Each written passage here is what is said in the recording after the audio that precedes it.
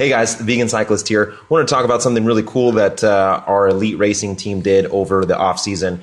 We did a 4-day back-to-back training block, all in Zone 2. Each day was 60 to 80 miles with like 5,000 feet of climbing or more on each day.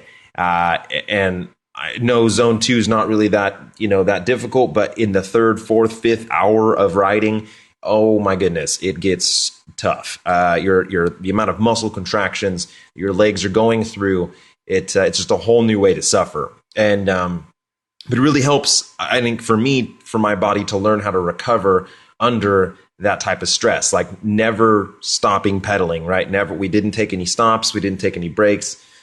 We just stayed on the bike the whole time, and try to keep pressure on the pedals the entire time.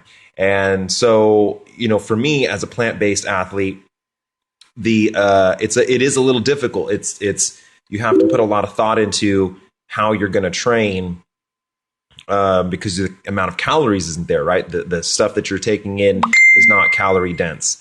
And so, what I had to do versus what my teammates did was a little more preparation. So what I would do is boil some potatoes the night before the ride, put them in some foil, put a lot of salt on them. I had like 4 or 5 of those in my back pocket, a couple bananas, did some dried fruit and some nuts always. But what I would do is I'd set an alarm on my bike, and every like 25 minutes, I would force myself to eat, even if I wasn't that hungry, because being kind of a vegan athlete, you can bonk so quick. You can go from feeling amazing to, swerving on the road and just falling over.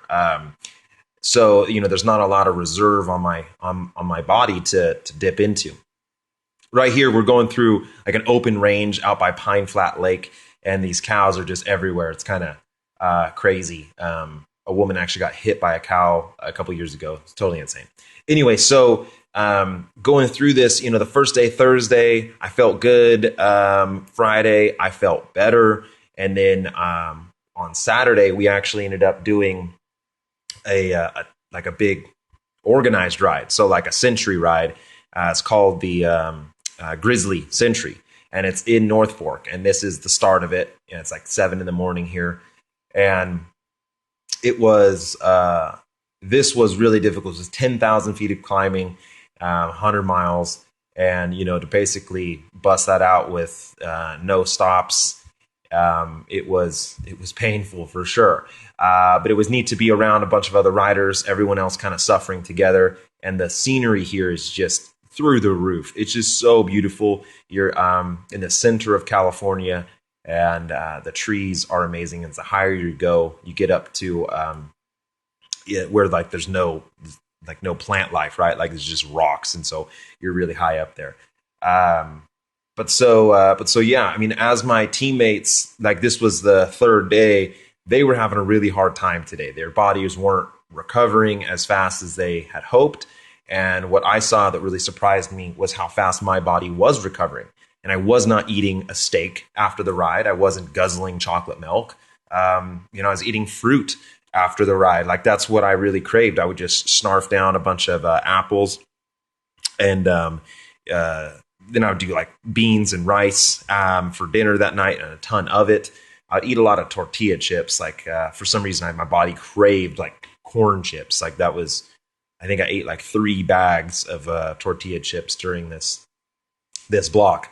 So anyway, before I went plant-based, I really didn't think that you could do something like this, that athletes, you had to have chocolate milk, you had to have the steak, you had to have the meat to feel any gains or to fuel your body. And this really showed me that my body actually recovered better as the days went on, and as the stress got higher and my body, really was put to the test. The vegan lifestyle, the plant-based diet, it worked like a charm. I mean, I definitely had to think about it, right, all the time. I mean, food was pretty much on my mind the entire 4 days, like trying to make sure I got enough in me. But I've never felt better. And like I said, the Sunday, the last day, I actually put down my best power, which was like 235 to 240, I think, for about a 4-hour ride. So still zone 2. But anyway, guys, thank you so much. Vegan Cyclist here. Comment, like, subscribe. Let me know. Thanks. Bye.